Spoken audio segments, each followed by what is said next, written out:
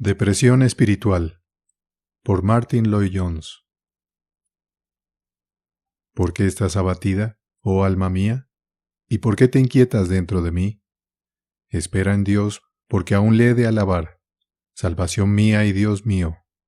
Salmo capítulo 42, versículo 5.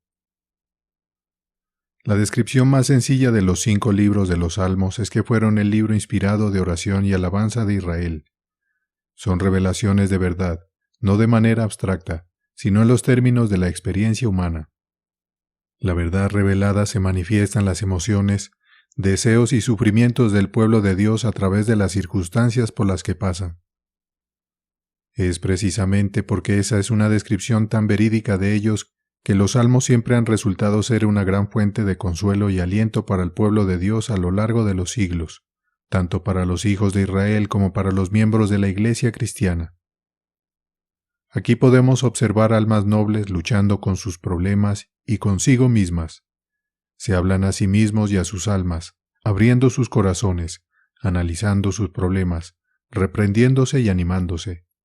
A veces están exaltados, en otras ocasiones deprimidos, pero siempre son sinceros consigo mismos.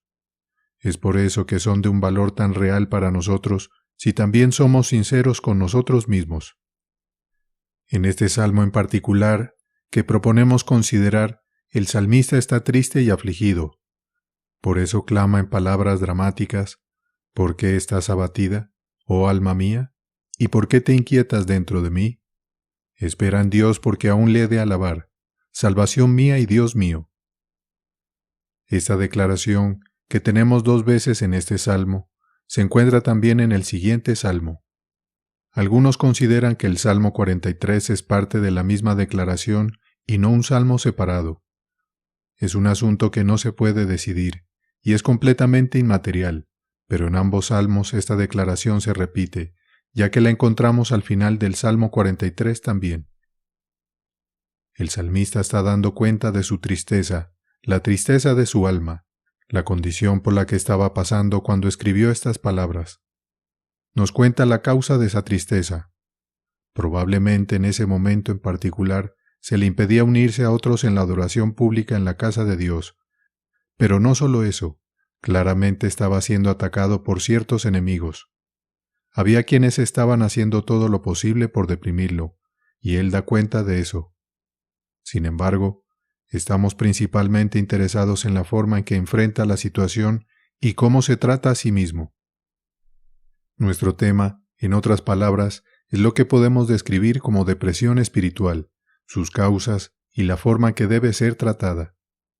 Es interesante notar la frecuencia con la que este tema en particular se aborda en las Escrituras, y la única conclusión que se puede extraer de eso es que es una condición muy común.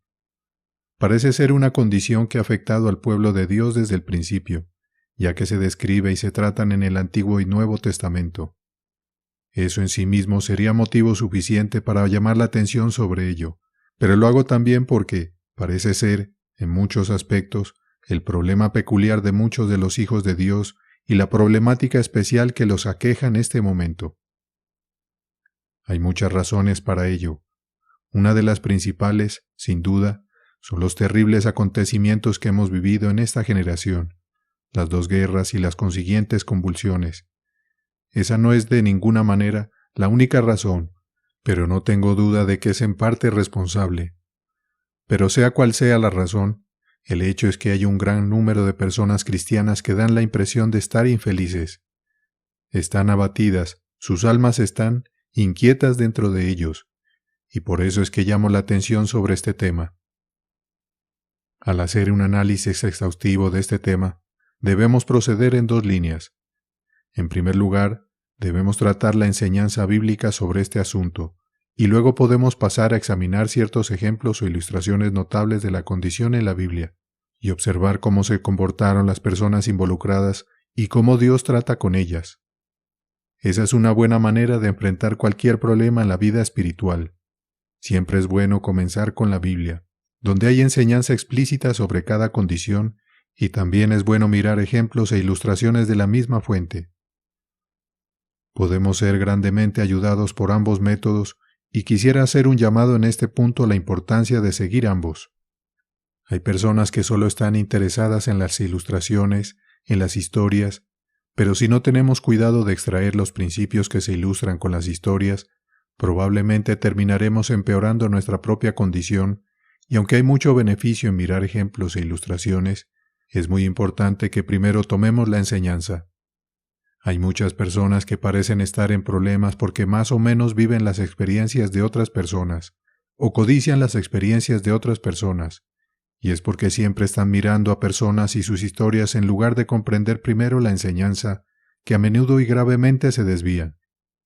Nuestro conocimiento de la Biblia debería habernos prevenido y protegido contra ese peligro particular, porque invariablemente hace ambas cosas, como veremos en nuestras discusiones sobre este tema.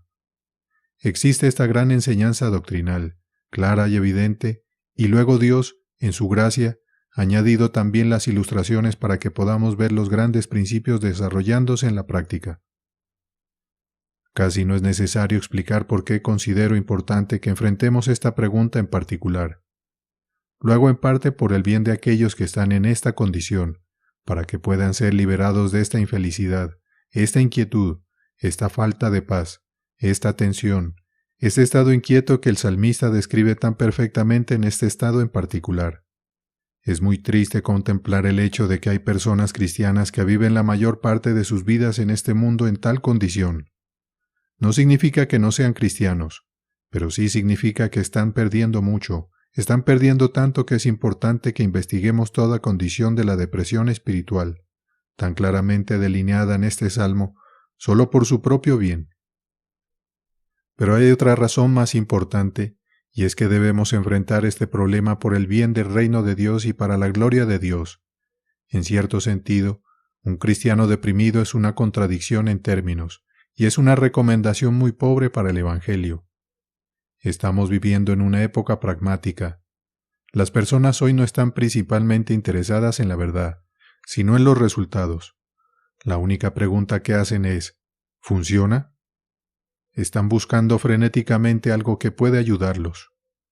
Ahora creemos que Dios extiende su reino en parte a través de su pueblo, y sabemos que a menudo ha hecho algunas de las cosas más notables en la historia de la Iglesia a través de la vida cristiana simple de algunas personas bastante comunes. Por lo tanto, nada es más importante que ser liberados de una condición que da a otras personas, al mirarnos, la impresión de que ser cristiano significa ser infeliz, ser triste, ser moribundo, y que el cristiano es alguien que desprecia los deleites y vive días laboriosos. Muchos, de hecho, dan como esto como una razón para no ser cristianos y para renunciar a todo interés que puedan haber tenido en la fe cristiana. Dicen, miren a las personas cristianas, miren la impresión que dan. Y les gusta contrastarnos con las personas en el mundo, personas que parecen estar emocionadas por las cosas en las que creen, cualesquiera que sean.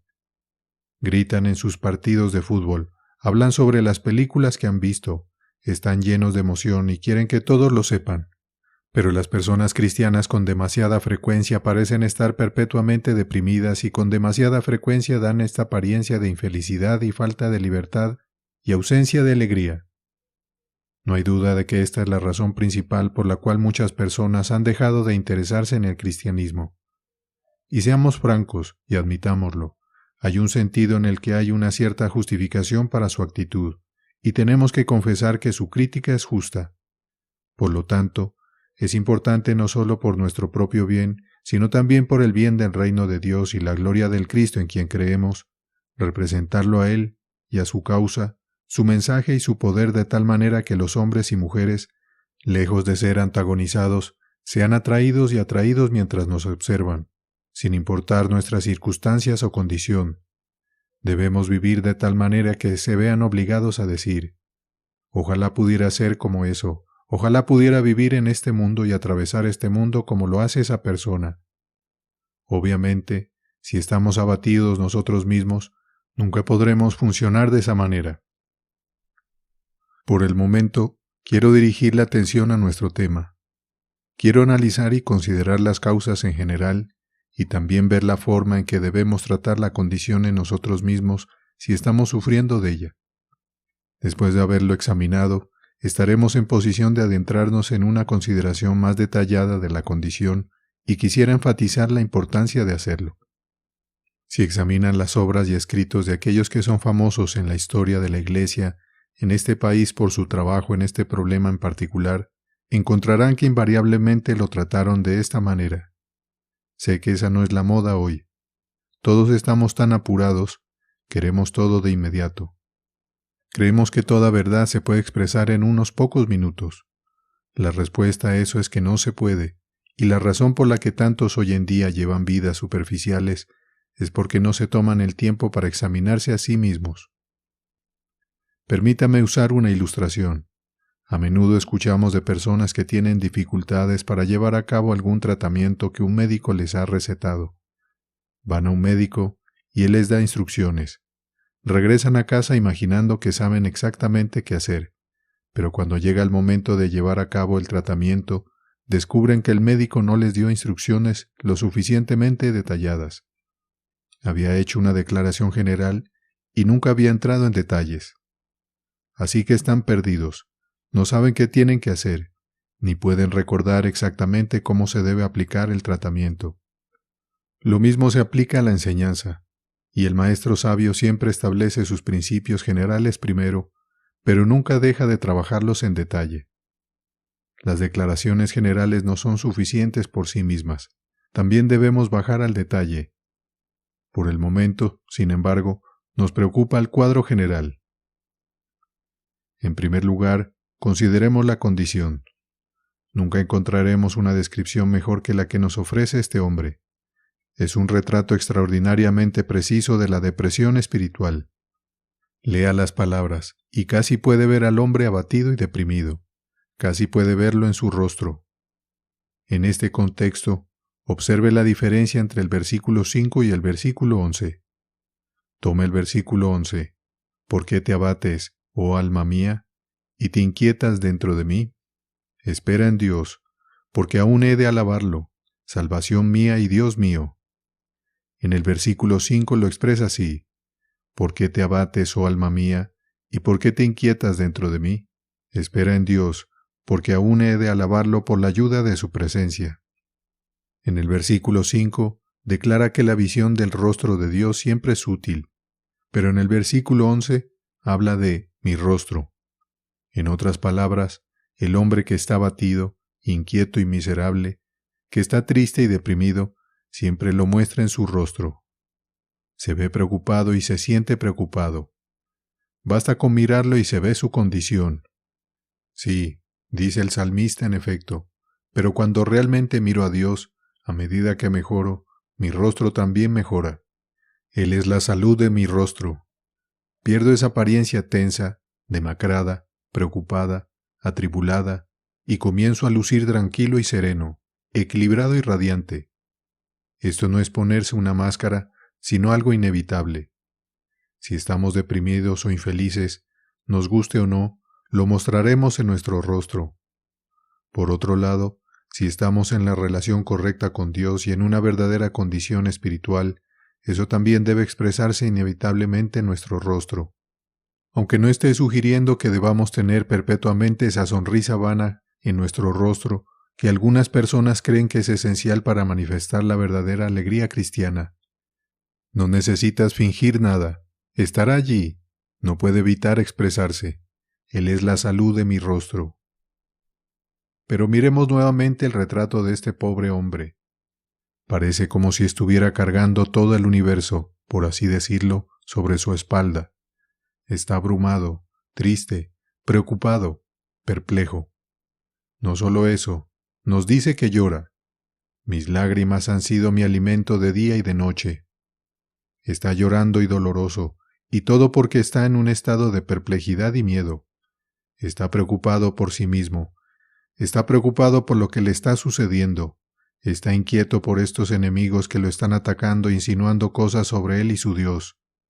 Todo parece estar por encima de él. No puede controlar sus sentimientos. Va más allá y dice que incluso está afectando su apetito. Dice que sus lágrimas han sido su alimento. Todos estamos familiarizados con este fenómeno. Si estás preocupado y ansioso, pierdes el apetito. No quieres comer. De hecho, te parece casi repulsivo.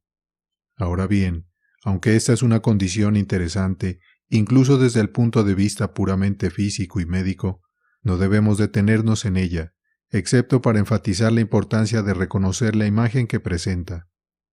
El problema con esta condición es que, a menudo, mientras la estamos experimentando, no somos conscientes de la impresión que estamos causando en los demás, y debido a que deberíamos preocuparnos por esta impresión, no es algo malo que miremos la imagen objetiva.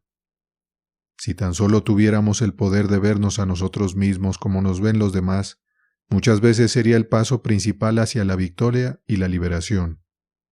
Es bueno mirarnos a nosotros mismos y tratar de imaginar esta imagen que estamos presentando a los demás de una persona deprimida, llorosa y dolorosa, que no quiere comer ni ver a nadie y que está tan absorta en todas sus miserias que el tipo de imagen e impresión que presenta es de tristeza y depresión. Habiéndolo descrito de esta manera en general, ahora podemos proceder a exponer algunas de las causas generales de la condición.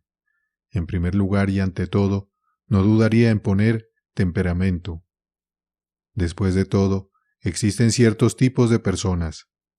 Me pregunto si alguien se sorprende de que lo ponga primero. Me pregunto si alguien quiere decir, cuando hablas de cristianos, no debes introducir temperamento o tipos. Seguramente el cristianismo elimina todo eso, y no debes traer ese tipo de consideración a un asunto como este. Ahora bien, esa es una objeción muy importante y debe ser respondida. Comenzamos diciendo que el temperamento, la psicología y la constitución no hacen la menor diferencia en lo que respecta a nuestra salvación. Esa es, gracias a Dios, la base misma de nuestra posición como cristianos. No importa lo que seamos por temperamento, todos somos salvados de la misma manera, por el mismo acto de Dios, en y a través de su Hijo, nuestro Señor y Salvador Jesucristo. Esa es nuestra respuesta a la psicología y a la crítica del cristianismo que a menudo resulta de un estudio de la psicología. Permítame aclarar esto. No importa cuál sea su trasfondo, no importa qué temperamento le haya sido dado en este mundo, todo eso no hace la menor diferencia en lo que respecta a la salvación. No reconocemos tal cosa como un complejo religioso. Nos gloriamos en el hecho de que la historia de la Iglesia demuestra abundantemente que se han encontrado, y todavía se encuentran hoy, todo tipo concebible de temperamento en la Iglesia del Dios vivo. Pero mientras enfatizo con todo mi ser el hecho de que el temperamento no hace la menor diferencia en lo que respecta a nuestra salvación fundamental, también estoy ansioso por enfatizar el hecho de que sí se hace una gran diferencia en la experiencia real de la vida cristiana y que cuando intentamos diagnosticar una condición como la depresión espiritual, es algo con lo que debemos empezar, es algo que debemos poner al principio. En otras palabras, según entiendo la enseñanza bíblica sobre este asunto, no hay nada que sea tan importante como que, sin demora y lo más rápido posible, lleguemos a conocernos a nosotros mismos. Porque el hecho es que, aunque todos somos cristianos juntos, todos somos diferentes y los problemas y dificultades, las perplejidades y pruebas que es probable que enfrentemos están en gran medida determinados por la diferencia de temperamento y tipo. Todos estamos en la misma lucha, por supuesto, ya que compartimos la misma salvación común y tenemos la misma necesidad central común. Pero las manifestaciones del problema varían de caso en caso y de persona a persona. Nada es más útil a tratar con esta condición que actuar bajo la suposición de que todos los cristianos son idénticos en todos los aspectos. No lo son, ni siquiera están destinados a serlo. Aquí, nuevamente, puedo ilustrar mejor mi punto eligiendo un ejemplo de otro ámbito. Todos somos seres humanos, y como tales, todos tenemos fundamentalmente la misma constitución, y sin embargo, sabemos perfectamente bien que no hay dos de nosotros iguales, que de hecho, todos somos diferentes en muchos aspectos. Ahora bien, a menudo te encontrarás con personas que defienden formas de vida o métodos de tratar enfermedades que ignoran completamente ese hecho fundamental, y por lo tanto, obviamente están equivocadas. Pondrían a todo el mundo en la misma dieta. Prescriben esta dieta universal que va a curar a todos. Eso, digo, es imposible y completamente incorrecto por definición. Por ejemplo, mira la tendencia a insistir que todos los niños en las escuelas hagan ejercicios de gimnasia. Ahí tienen nuevamente la misma falacia evidente. Todos diferimos en la longitud de nuestros cuerpos y piernas, y es irrazonable establecer una regla rígida que cubra todos los tipos. Algunos tienen aptitud para estas cosas y otros no la tienen, y sugerir que todos los niños deberían participar en el mismo tipo de actividad física es tan monstruoso como poner a todos en la misma dieta. Todos necesitamos ejercicio, pero no de la misma manera ni en la misma cantidad.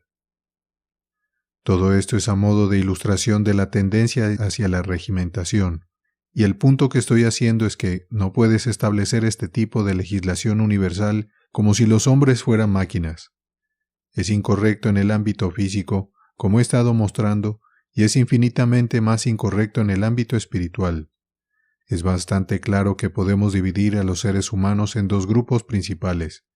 Están los llamados introvertidos y los extrovertidos.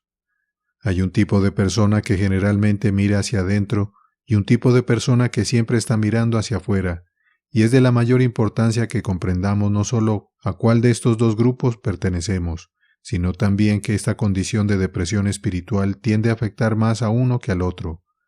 Debemos empezar por conocernos y entendernos a nosotros mismos. Existe un tipo de personas que es particularmente propensa a la depresión espiritual. Eso no significa que sean peores que otros. De hecho, podría argumentar que a menudo las personas que se destacan de manera más gloriosa en la historia de la Iglesia son personas del mismo tipo que estamos considerando ahora. Algunos de los santos más grandes pertenecen a los introvertidos. El extrovertido generalmente es una persona más superficial.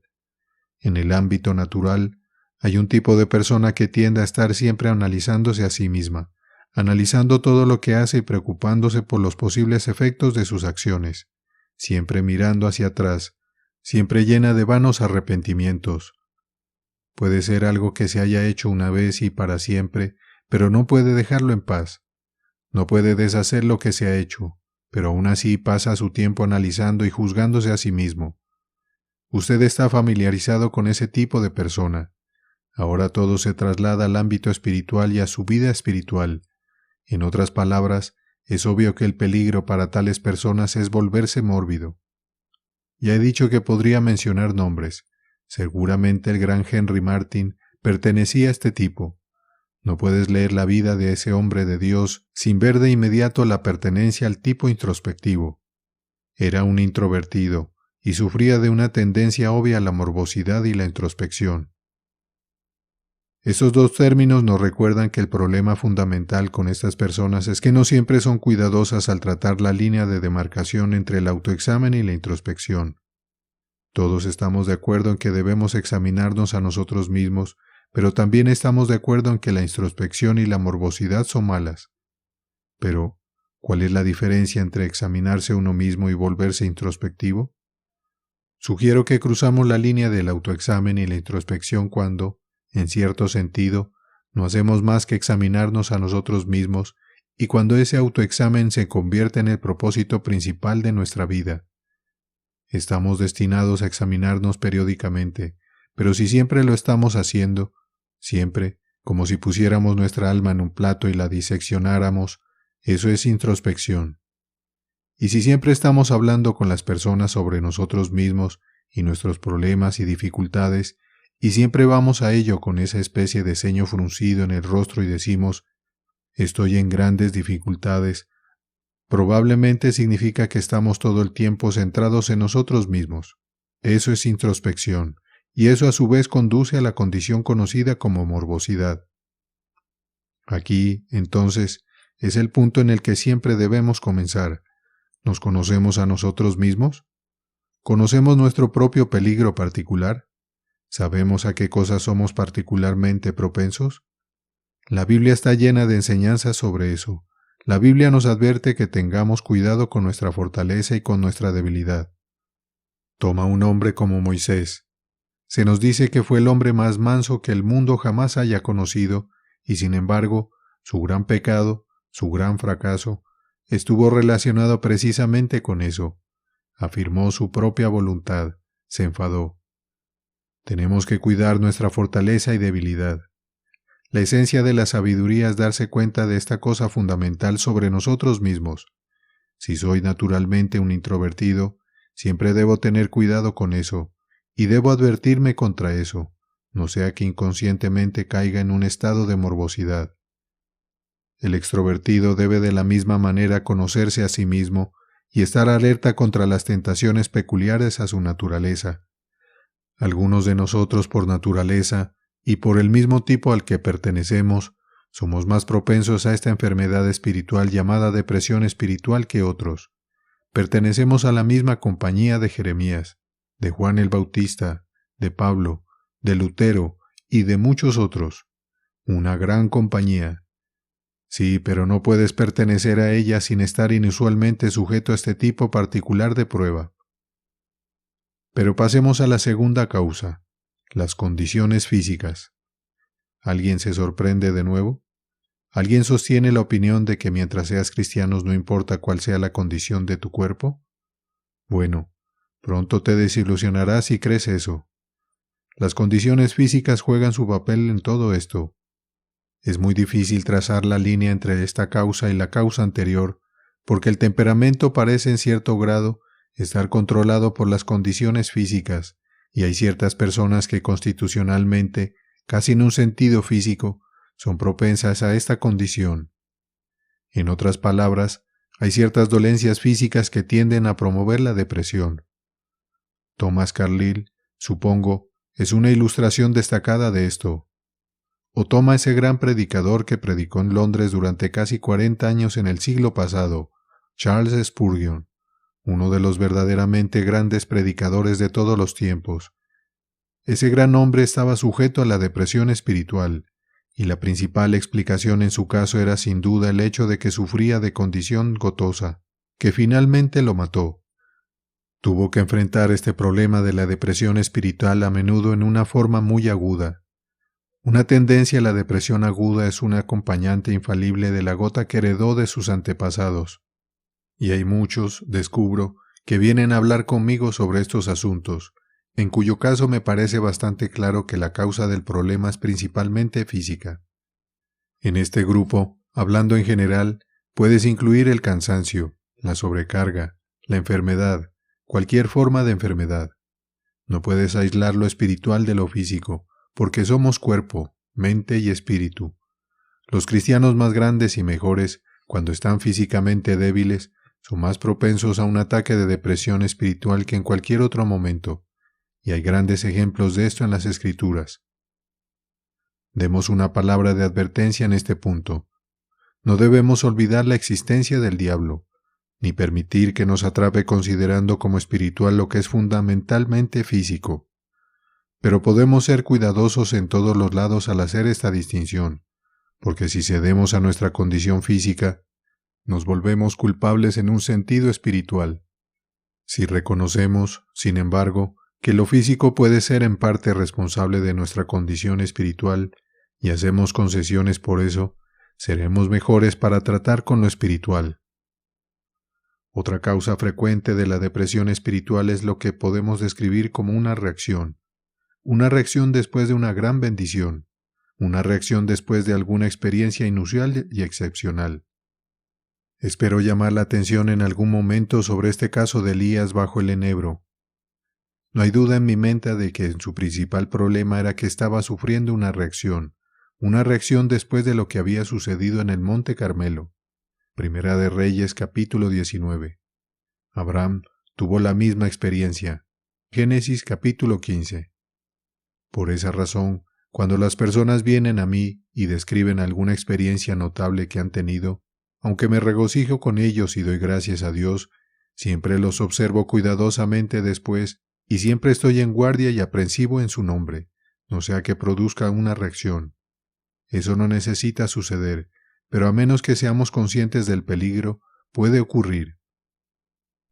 Luego llegamos a la siguiente causa, y en cierto sentido, y en última instancia, esa es la última y única causa de la depresión espiritual. Es el diablo, el adversario de nuestras almas. Puede usar nuestros temperamentos y nuestra condición física. Así trata con nosotros que permitimos que nuestro temperamento nos controle y gobierne, en lugar de mantener el temperamento donde debe mantenerse. No hay fin a las formas en que el diablo produce depresión espiritual. Siempre debemos tenerlo en cuenta. El único objetivo del diablo es deprimir a los hijos de Dios para que pueda ir al hombre del mundo y decir, «Allí están los hijos de Dios. ¿Quieres ser como ellos?». Obviamente, toda la estrategia del adversario de nuestras almas y del adversario de Dios es deprimirnos y hacernos ver como este hombre se veía cuando estaba pasando por este periodo de infelicidad. De hecho, puedo expresarlo de esta manera. La causa última de toda depresión espiritual es la incredulidad, porque si no fuera por la incredulidad, ni siquiera el diablo podría hacer nada. Es porque escuchamos al diablo en lugar de escuchar a Dios que caemos ante él y sucumbimos ante sus ataques. Por eso, este salmista se repite a sí mismo, «Espera en Dios, pues aún he de alabarle». Se recuerda a sí mismo a Dios. ¿Por qué? Porque estaba deprimido y había olvidado a Dios, de manera que su fe y su creencia en Dios y en el poder de Dios y en su relación con Dios no eran lo que deberían ser. Podemos resumirlo diciendo que la causa final y última es simplemente la incredulidad. Entonces hemos examinado las causas. ¿Qué hay acerca del tratamiento en general? Muy brevemente en este punto, lo primero que debemos aprender es lo que aprendió el salmista. Debemos aprender a tomar el control de nosotros mismos. Este hombre no se conformó con acostarse y compadecerse de sí mismo. Hace algo al respecto, se toma a sí mismo en sus manos. Pero hace algo aún más importante, y es que se habla a sí mismo. Este hombre se vuelve hacia sí mismo y dice, «¿Por qué te abates, oh alma mía? ¿Y por qué te inquietas dentro de mí?». Se está hablando a sí mismo, se está dirigiendo a sí mismo. Pero, dirá alguien, ¿no es eso precisamente lo que no debemos hacer, dado que nuestro gran problema es que pasamos demasiado tiempo con nosotros mismos? Seguramente contradice lo que has dicho. Nos advertiste contra la morbosidad y la introspección, y ahora nos dices que debemos hablar con nosotros mismos.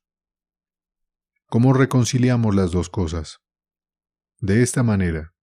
Digo que debemos hablar con nosotros mismos en lugar de permitir que nosotros mismos nos hable. ¿Te das cuenta de lo que eso significa? Sugiero que el problema principal en todo este asunto de la depresión espiritual, en cierto sentido, es que permitimos que nuestro ser nos hable en lugar de hablar con nuestro ser. ¿Estoy tratando de ser deliberadamente paradójico? Para nada. Esta es la esencia misma de la sabiduría en este asunto. ¿Has notado que la mayoría de tu infelicidad en la vida se debe al hecho de que estás escuchándote a ti mismo en lugar de hablar contigo mismo? Toma esos pensamientos que vienen a ti en el momento en que te despiertas por la mañana. No los has originado, pero empiezan a hablarte. Te traen de vuelta los problemas de ayer. Alguien está hablando. ¿Quién te está hablando? Tu ser te está hablando. Ahora, el tratamiento de este hombre fue este. En lugar de permitir que este ser le hablara, él comenzó a hablar consigo mismo. ¿Por qué te abates, oh alma mía?, pregunta. Su alma lo había estado deprimiendo, aplastando, así que se levanta y dice, «Yo mismo, escúchame por un momento, te hablaré».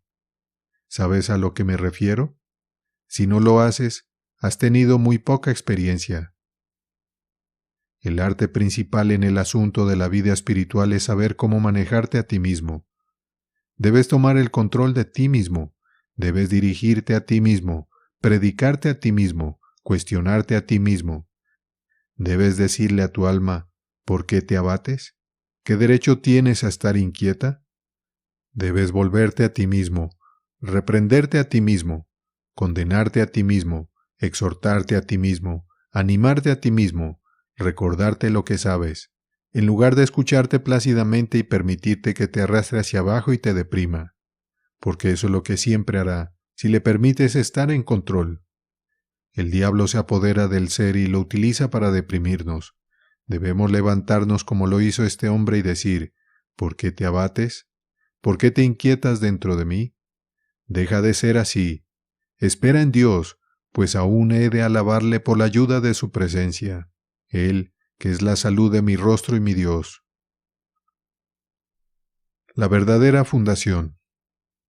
Así que concluimos que el hombre es justificado por fe sin las obras de la ley. Romanos 3, versículo 28. Quiero considerar esta declaración contigo a la luz del texto fundamental que comenzamos a analizar la última vez. No cabe duda de que la condición conocida como depresión espiritual es una queja muy común. De hecho, cuanto más se piensa en ello y más se habla de ello, más se descubre cuán común es.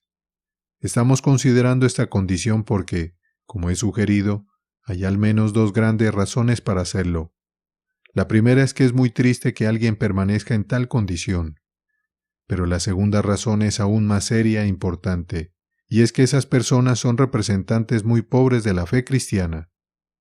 A medida que enfrentamos el mundo moderno con su agitación y todas sus dificultades y tristezas, nada es más importante que nosotros, que nos llamamos a nosotros mismos cristianos y que reclamamos el nombre de Cristo, debemos representar nuestra fe de tal manera ante los demás, que les demos la impresión de que aquí está la solución y aquí está la respuesta. En un mundo donde todo ha salido tan tristemente mal, deberíamos destacar como hombres y mujeres aparte, personas caracterizadas por una alegría fundamental y una certeza a pesar de las condiciones y a pesar de la adversidad. Ahora bien, creo que estarás de acuerdo en que esta es la imagen que se da al pueblo de Dios a todas partes de las Escrituras, ya sea en el Antiguo Testamento o en el Nuevo. Esos hombres de Dios destacaron de esta manera, e independientemente de las circunstancias y condiciones, parecían poseer un secreto que les permitía vivir triunfalmente y ser más vencedores. Por lo tanto, nos corresponde examinar muy de cerca este estado de depresión espiritual. Ya hemos analizado la condición en general y considerado algunas de sus principales causas. Ya hemos visto que la esencia del tratamiento, según el salmista, es que debemos enfrentarnos realmente a nosotros mismos. En otras palabras, debemos hablar con nosotros mismos en lugar de permitirnos que nosotros mismos nos hable. Debemos tomar el control de nosotros mismos, debemos dirigirnos a nosotros mismos, debemos dirigirnos a nosotros mismos como el salmista se dirigió a sí mismo y a su alma, y hacernos la pregunta, ¿por qué estás abatida? ¿Por qué te inquietas dentro de mí? No tienes derecho a estar así. ¿Por qué estás deprimido y abatido? Se enfrenta a sí mismo y habla consigo mismo, argumenta consigo mismo y lo lleva de vuelta a la posición de fe. Se exhorta a tener fe en Dios y luego está en condiciones de orar a Dios. Quiero tomar este enfoque que el salmista promueve. El principio vital es que debemos enfrentarnos a nosotros mismos y examinarnos, y si estamos entre aquellos que nunca parecen conocer la alegría de la salvación y la alegría del Señor, debemos descubrir la causa.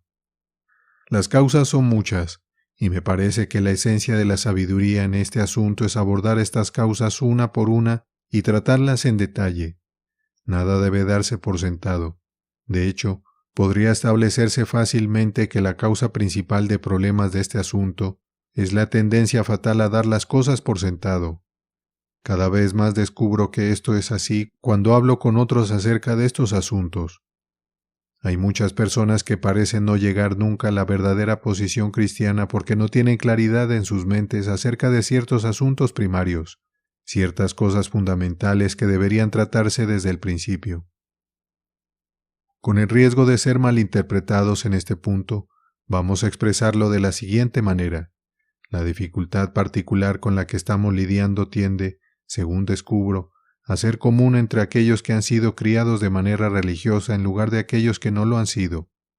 Es más probable que afecte a aquellos que han crecido en hogares y familias cristianas y que siempre han sido llevados a un lugar de adoración que a aquellos que nunca lo han sido. Hay muchas personas que parecen pasar toda su vida de la manera descrita por Shakespeare, como atados en aguas someras y en miserias. Parecen no salir de ello.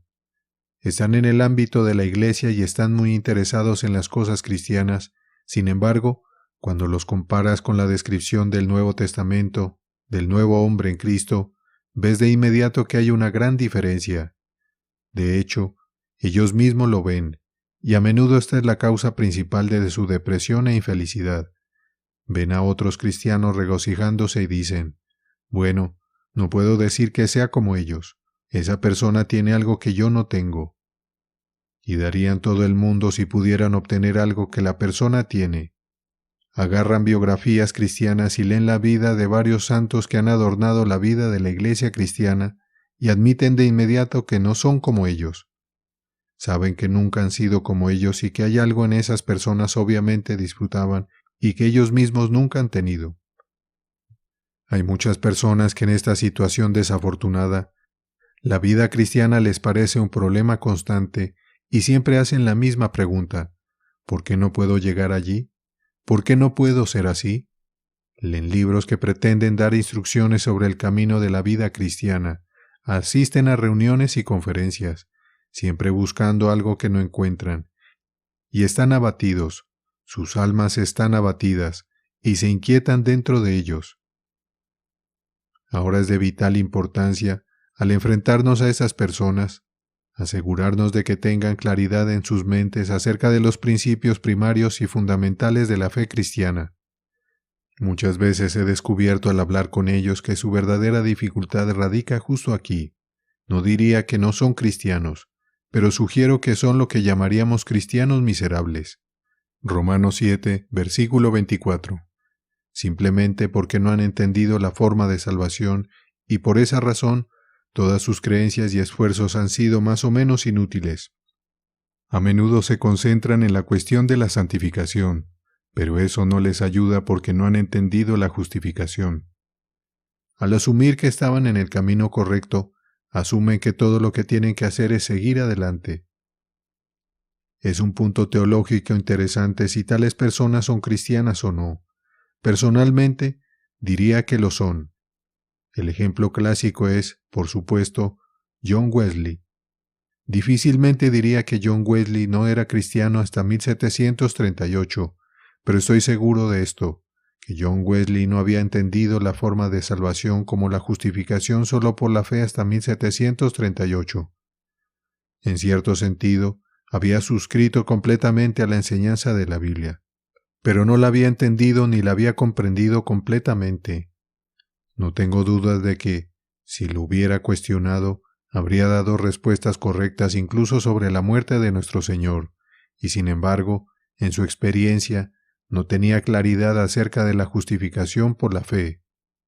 Recordarás que fue solo como resultado de su encuentro con los hermanos moravos, y en particular de la conversación que tuvo con uno llamado Peter Böhler en un viaje de Londres a Oxford, que realmente llegó a comprender esta doctrina vital.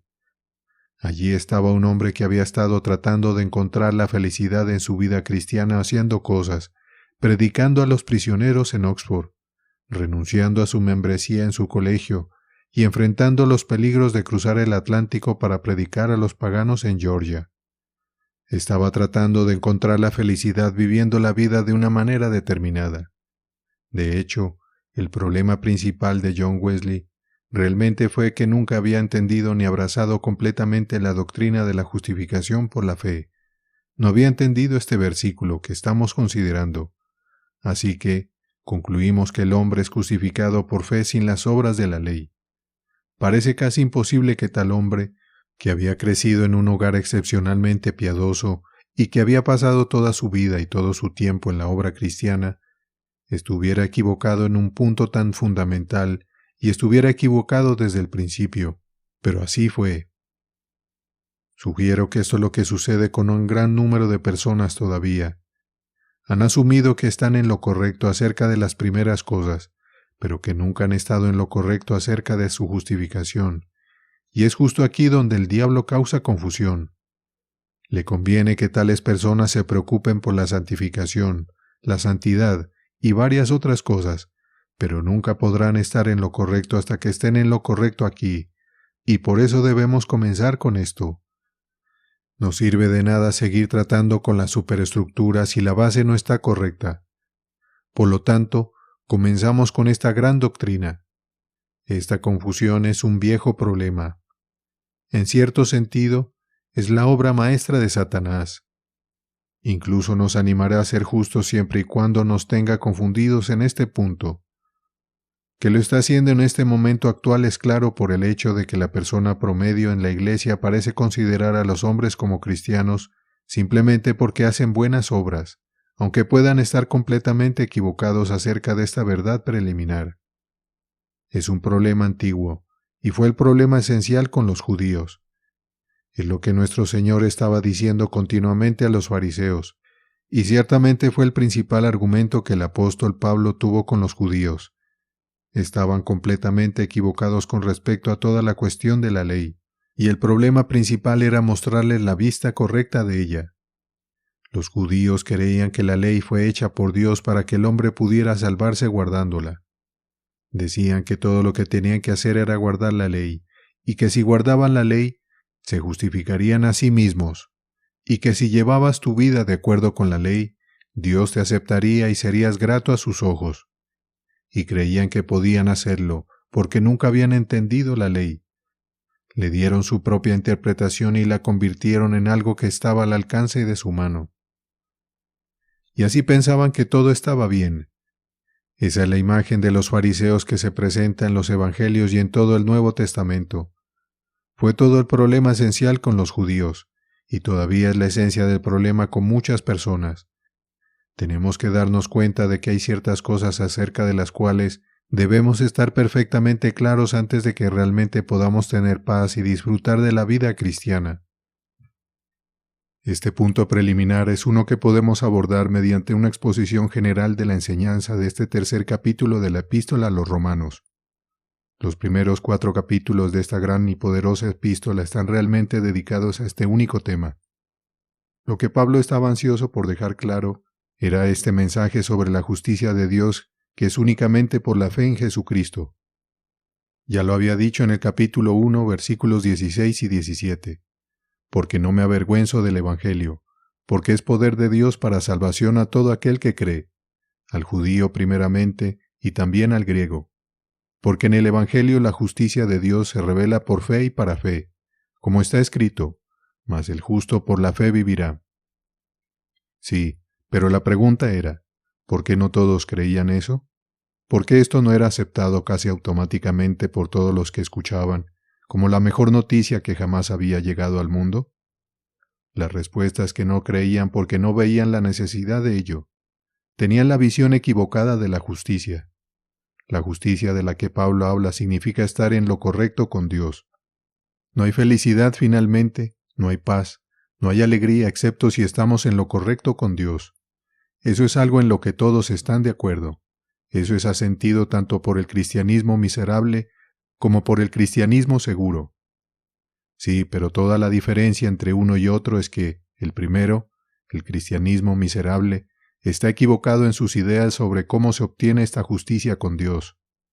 Ese fue el problema también con los judíos.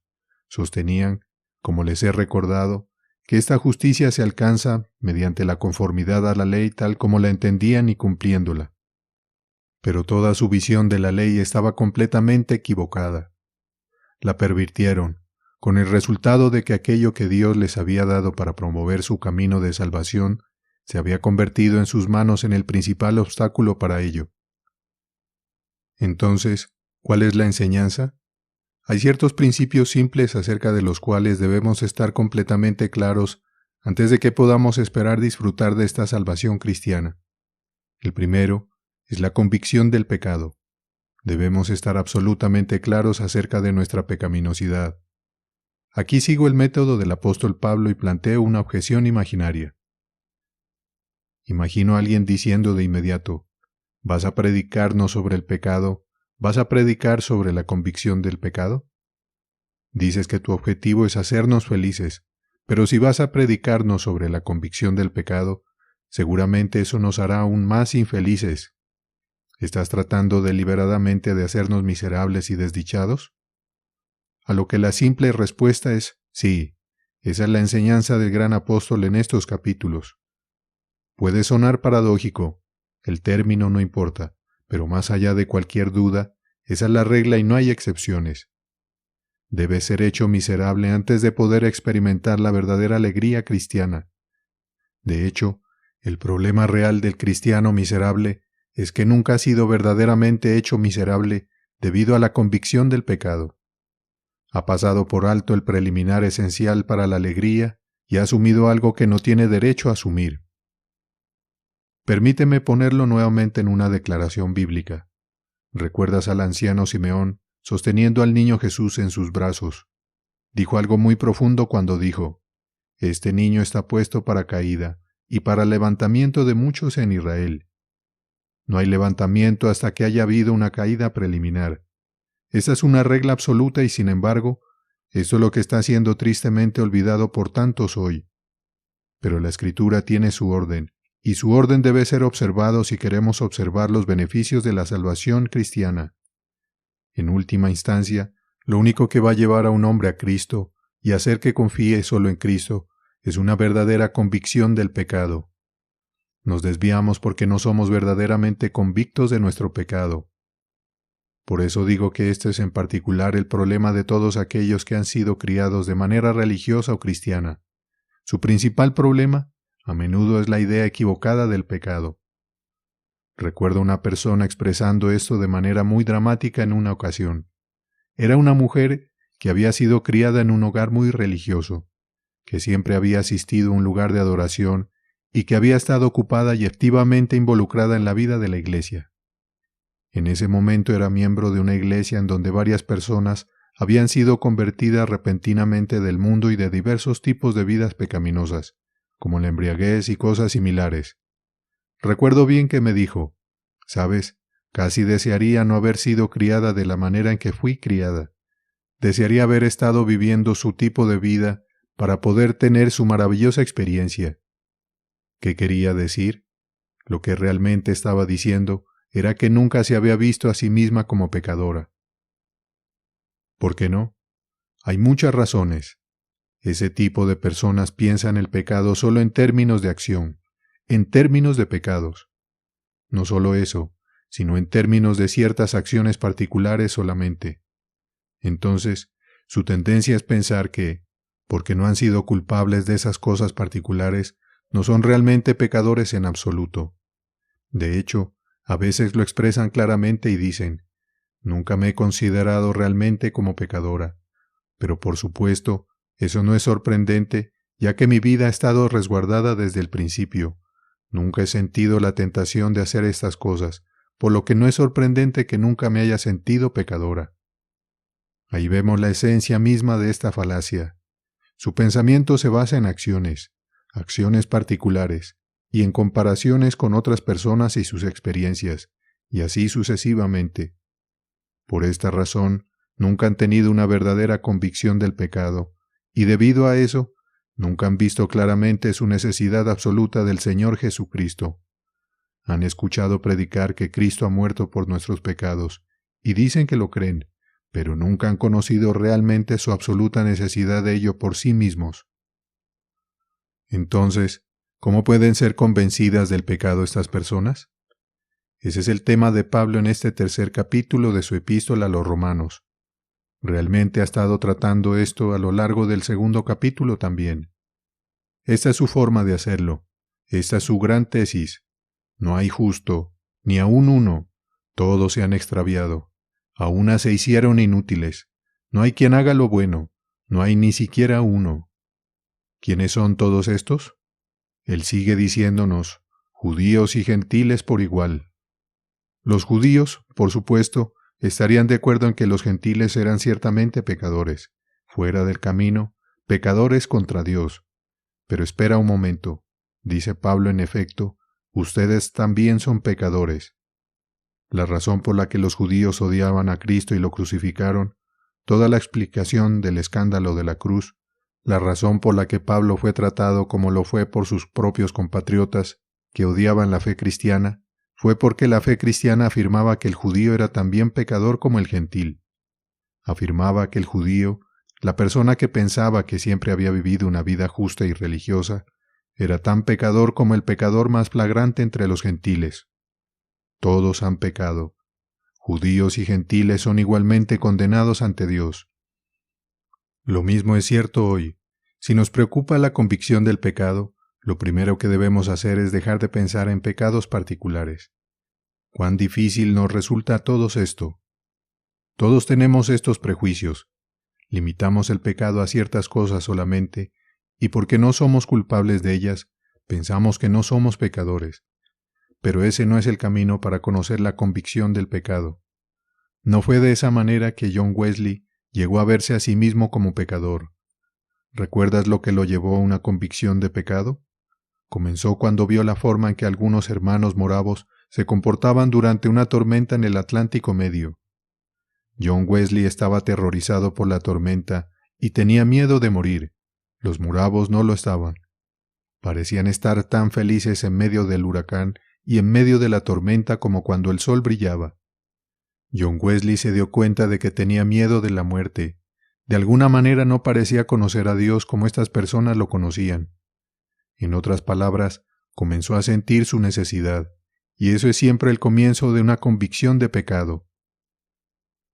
El punto esencial es que la forma de saber que eres pecador no es compararte con otras personas, es enfrentarte a la ley de Dios. Bueno, ¿cuál es la ley de Dios? ¿No matarás, no hurtarás? Nunca he hecho eso, por lo tanto no soy un pecador. Pero amigo mío, esa no es la ley de Dios en su totalidad. ¿Te gustaría saber cuál es la ley de Dios? Aquí está. Amarás al Señor tu Dios con todo tu corazón, y con toda tu alma, y con toda tu mente, y con todas tus fuerzas. Este es el principal mandamiento, y el segundo es semejante. Amarás a tu prójimo como a ti mismo. Marcos 12, versículos 30 y 31. Olvida a los borrachos y a los que son así. Olvida a todas las personas de las que lees en la prensa en estos momentos. Aquí está la prueba para ti y para mí. ¿Estás amando a Dios con todo tu ser? Si no lo estás, eres un pecador. Esa es la prueba. Todos se han extraviado, a unas se hicieron inútiles, no hay quien haga lo bueno, no hay ni siquiera uno. Dios nos ha hecho y nos ha hecho para Él mismo. Hizo al hombre para su propia gloria y tenía la intención de que el hombre viviera completamente para Él. El hombre iba a ser su representante y a vivir en comunión con Él. Iba a ser el Señor del universo, iba a glorificar a Dios. Como se dice en el Catecismo Menor, el fin principal del hombre es glorificar a Dios y gozar de Él para siempre. Y no lo estás haciendo. Eres un pecador del peor tipo, ya sea que lo sepas y lo sientas o no. O permíteme ponerlo de esta manera. Encuentro que esta es una forma valiosa de abordar el tema. Dios sabe que estoy predicando mi propia experiencia ante ti, porque fui criado de manera religiosa. También estoy predicando mi experiencia como alguien que a menudo tiene que ayudar a personas que han sido criadas de la misma manera. El hombre está destinado a conocer a Dios. Entonces, la pregunta es, ¿conoces a Dios? No estoy preguntando si crees en Dios o si crees ciertas cosas acerca de Él. Ser cristiano es tener vida eterna, y como nuestro Señor dice en Juan 17, versículo 3, y esta es la vida eterna, que te conozcan a ti, el único Dios verdadero, y a Jesucristo a quien has enviado. Así que la prueba que aplicamos a nosotros mismos es esa, y no, ¿he hecho esto o aquello? Mi prueba es una positiva. ¿Conoces a Dios? ¿Es Jesucristo real para ti? No estoy preguntando si conoces cosas sobre Él, pero ¿conoces a Dios? ¿Estás disfrutando de Dios? ¿Es Dios el centro de tu vida, el alma de tu ser, la fuente de tu mayor alegría? Él está destinado a hacerlo. Él hizo al hombre de tal manera que esa iba a ser la posición para que el hombre pudiera vivir en comunión con Dios, disfrutar de Dios y caminar con Dios. Tú y yo estamos destinados a ser así, y si no lo somos, eso es pecado. Esa es la esencia del pecado. No tenemos derecho a no ser así. Eso es pecado del tipo más profundo y peor. La esencia del pecado, en otras palabras, es que no vivimos completamente para la gloria de Dios. Por supuesto, al cometer pecados particulares agravamos nuestra culpa ante Dios, pero puedes ser inocente de todos los pecados graves y, sin embargo, ser culpable de esta cosa horrible, de estar satisfecho con tu vida, de tener orgullo en tus logros y de menospreciar a otros y sentir que eres mejor que otros. No hay nada peor que eso, porque te estás diciendo a ti mismo que de alguna manera estás más cerca de Dios que ellos, y sin embargo, todo el tiempo no lo estás. Si esa es tu actitud, eres como el fariseo en el templo que agradeció a Dios que no era como el otro hombre, este publicano. El fariseo nunca había visto la necesidad del perdón, y no hay pecado más terrible que ese. No conozco nada peor que la persona que dice, ¿sabes? Nunca he sentido realmente que soy un pecador. Esa es la cima del pecado porque significa que nunca has comprendido la verdad acerca de Dios y la verdad acerca de ti mismo. Lee el argumento del apóstol Pablo y encontrarás que su lógica no solo es inevitable, sino también irrefutable. No hay justo, ni aun uno. Sabemos que todo lo que la ley dice, lo dice a los que están bajo la ley, para que toda boca se cierre y todo el mundo quede bajo el juicio de Dios. Si nunca has comprendido tu culpa o pecaminosidad ante Dios, nunca tendrás alegría en Cristo. Es imposible. No he venido a llamar a justos, sino a pecadores. Los sanos no tienen necesidad de médico, sino los enfermos. Aquí está la primera cosa, la convicción del pecado. Si no tienes una convicción de pecado y no te das cuenta de que eres indigno ante Dios, que estás completamente condenado y un completo fracaso ante Dios, presta atención a nada más hasta que lo tengas, hasta que llegues a esta realización, porque nunca encontrarás alegría, nunca te desharás de tu depresión hasta que estés en lo correcto acerca de eso. La convicción de pecado es un requisito esencial para una verdadera experiencia de salvación. Esto me lleva al segundo principio. La segunda cosa que el verdadero cristiano se da cuenta es el camino de salvación de Dios en Cristo.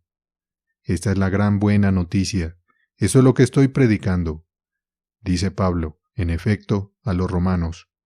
Esta justicia que es de Dios, que está en Jesucristo, su justicia. ¿De qué está hablando? Puede formularse en una forma de pregunta si lo prefieres. ¿Cuál es tu opinión sobre Cristo? ¿Por qué vino al mundo? ¿Qué ha hecho Dios en Cristo? ¿Es Él solo un maestro, un ejemplo y así sucesivamente? No perderé tu tiempo mostrando la absoluta futilidad de todo eso. No, esto es algo positivo, esta justicia de Dios en Jesucristo. La salvación está toda en Jesucristo, y a menos que te sientas encerrado en Cristo después de que todo lo demás haya fallado, no eres cristiano, y no es sorprendente que no estés feliz. La justicia de Dios en Jesucristo significa que Dios lo envió al mundo para que honrara la ley y así los hombres pudieran ser perdonados. Aquí está uno que dio perfecta obediencia a Dios. Aquí está uno, Dios en carne, que ha tomado la naturaleza humana para sí mismo, y como hombre, ha rendido homenaje perfecto a Dios, lealtad perfecta, obediencia perfecta. Cumplió plenamente la ley de Dios sin ninguna falla. No solo eso, Pablo agrega otras cosas en esta declaración clásica de la doctrina de la expiación, a quien Dios puso como propiciación por medio de la fe en su sangre, para manifestar su justicia, a causa de haber pasado por alto, en su paciencia, los pecados pasados, con la mira de manifestar en este tiempo su justicia, a fin de que Él sea el justo, y el que justifica al que es de la fe de Jesús. Lo que significa esto es que antes de que el hombre pueda ser reconciliado con Dios, antes de que el hombre pueda conocer a Dios, este pecado suyo debe ser removido. Dios ha dicho que castigará al pecado, y que el castigo del pecado es la muerte, y el destierro de la presencia de Dios. Eso tiene que ser tratado. ¿Y qué ha sucedido? Bueno, dice Pablo, Dios lo ha puesto como propiciación. Ese es el medio que Dios ha empleado. Al ser propiciación por nuestros pecados, significa que Dios lo hizo responsable de nuestros pecados. Los ha puesto sobre Él, y Dios los ha tratado y castigado allí, y por lo tanto, porque ha castigado nuestros pecados en Cristo, en su cuerpo en la cruz, puede perdonarnos con justicia. ¿Ves que esto es una doctrina elevada? Es una cosa audaz que el apóstol dice, pero tiene que decírselo y lo repito. Dios, porque es justo y santo y eterno, no podría perdonar el pecado del hombre sin castigarlo. Dijo que lo castigaría, por lo que debe castigarlo, y bendito sea su nombre, lo ha castigado. Es justo, por lo tanto, y el justificador de los que creen en Jesús. El pecado ha sido castigado, por lo que Dios, que es justo, puede perdonar el pecado. ¿Cómo funciona entonces? Funciona de la siguiente manera. Dios acepta esta justicia de Cristo, esta justicia perfecta cara a cara con la ley que Él honró en todos los aspectos. La ha guardado y ha dado obediencia a ella, ha soportado su pena. La ley está completamente satisfecha. El camino de salvación de Dios, dice Pablo, es ese. Él nos da la justicia de Cristo.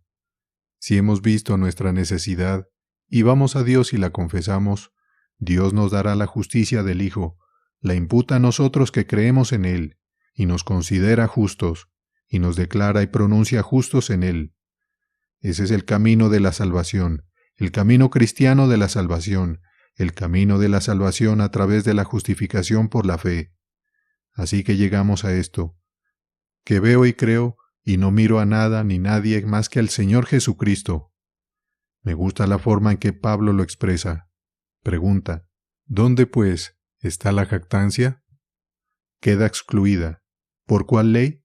¿De las obras? No, sino por la ley de la fe.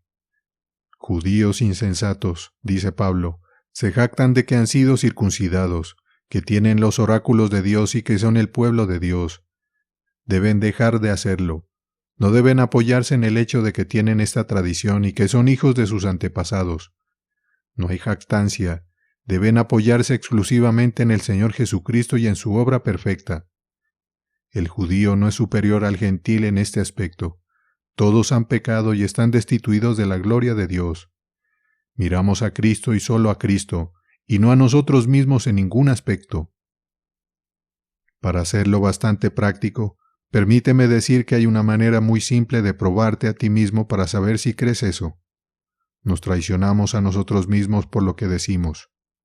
El mismo Señor dijo que seríamos justificados por nuestras palabras, y qué verdadero es. A menudo he tenido que tratar este punto con las personas y les he explicado el camino de la justificación por la fe y les he dicho cómo está todo en Cristo y que Dios pone su justicia sobre nosotros. Les he explicado todo esto y luego les he dicho, bueno, ahora estás completamente feliz con eso, ¿lo crees? Y ellos dicen, sí. Entonces digo, bueno, entonces estás listo para decir que eres cristiano. Y ellos vacilan, y sé que no han entendido. Luego digo, ¿qué pasa? ¿Por qué estás dudando? Y ellos dicen, no siento que sea lo suficientemente bueno. Enseguida sé que en cierto sentido he estado perdiendo mi aliento. Todavía están pensando en términos de ellos mismos. Su idea aún es que tienen que hacerse lo suficiente buenos para ser cristianos, lo suficientemente buenos para ser aceptados con Cristo. Tienen que hacerlo. No soy lo suficientemente bueno. Suena muy modesto, pero es la mentira del diablo. Es una negación de la fe. Piensas que estás siendo humilde, pero nunca serás lo suficientemente bueno. Nadie ha sido lo suficientemente bueno. La esencia de la salvación cristiana es decir que Él es lo suficientemente bueno y que yo estoy en Él.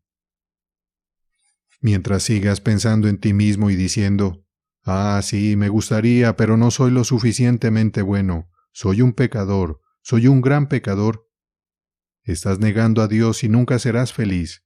Continuarás abatido y perturbado en tu alma. Pensarás que a veces eres mejor y luego descubrirás que no eres tan bueno como lo pensabas. Lees las vidas de los santos y te das cuenta que no estás en ningún lugar, así que sigues preguntando, ¿qué puedo hacer? Todavía siento que no soy lo suficientemente bueno. Olvídate de ti mismo, olvida todo acerca de ti mismo. Por supuesto que no eres lo suficientemente bueno, nunca serás lo suficientemente bueno. El camino cristiano de la salvación te dice esto, que no importa lo que hayas sido, no importa lo que hayas hecho. ¿Cómo puedo decirlo claramente? Trato de decirlo desde el púlpito todos los domingos porque creo que es lo que está privando a la mayoría de las personas de la alegría del Señor. No importa si has casi descendido a las profundidades del infierno, si eres culpable de asesinato, así como de cualquier otro pecado vil, no importa desde el punto de vista de ser justificado ante Dios. No eres más desesperado que la persona más respetable y autojustificada del mundo. ¿Crees eso? Hay otra manera de probarte a ti mismo. ¿Crees que desde el punto de vista de la salvación y la justificación ante Dios, todas nuestras distinciones habituales se abolieron de un golpe, y que lo que determina si somos pecadores o no, no es lo que hemos hecho, sino nuestra relación con Dios? Por lo tanto, digo que esta es la prueba, que reconoces de buena gana y dices claramente que miras a Cristo y solo a Cristo, y a nada ni nadie más, que dejas de mirar a pecados particulares y a personas particulares. No mires nada ni a nadie, sino que mira completamente a Cristo y di: mi esperanza está en nada más que en la sangre y la justicia de Jesús. No me atrevo a confiar en mi dulce estructura, sino que confío completamente en el nombre de Jesús. En Cristo la roca sólida me apoyo. Todo otro fundamento es arena movediza. Debes creer tanto en esto como para poder ir más allá y decir con santa audacia: los terrores de la ley y de Dios no pueden tener nada que ver conmigo. La obediencia y la sangre de mi Salvador ocultan todas mis transgresiones de la vista. ¿Te gustaría deshacerte de esa depresión espiritual? Lo primero que debes hacer es despedirte ahora y para siempre de tu pasado. Comprende que has sido cubierto y borrado en Cristo. Nunca mires atrás a tus pecados nuevamente.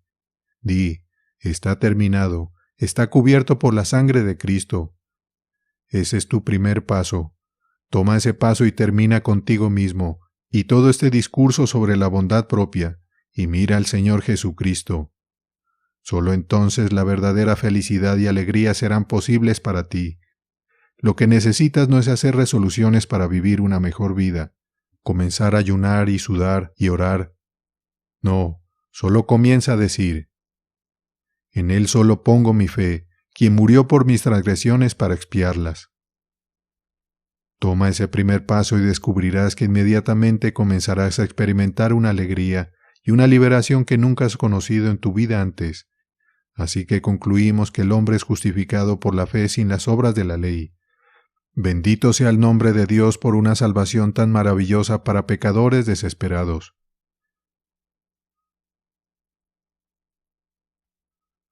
Depresión espiritual, por Martyn Lloyd-Jones. Colgado en el madero.